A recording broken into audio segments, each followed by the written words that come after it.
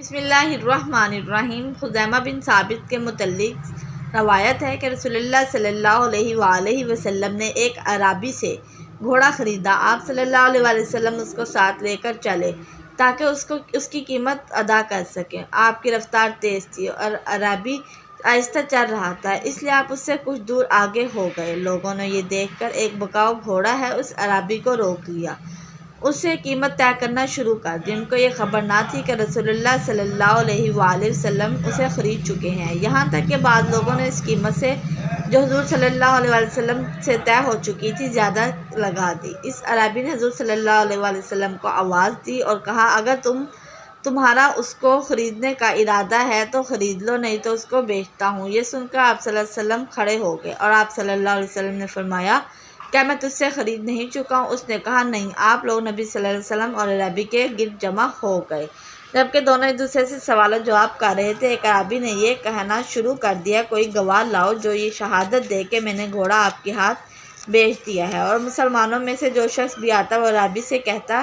کہ کمبخت، اللہ کے رسول اللہ صلی اللہ علیہ وسلم سچ ہی فرماتے ہیں، یہاں تک کہ خزیمہ آ گئے۔ انہوں نے نبی کریم صلی اللہ علیہ وسلم اور اعرابی کے ایک دوسرے سے سوال و جواب سنے۔ عربی نے بھی یہی کہنا شروع کر دیا، کوئی گواہ لاؤ جو گواہی دے گا میں بیچ چکا ہوں۔ خزیمہ نے کہا، میں گواہی دیتا ہوں کہ تو بیچ چکا ہے۔ رسول اللہ صلی اللہ علیہ وسلم نے خزیمہ سے مخاطب ہو کر فرمایا، تم کس بنا پر گواہی دے رہے ہو؟ انہوں نے عرض کیا، آپ کے صادق ہونے کی بنا پر۔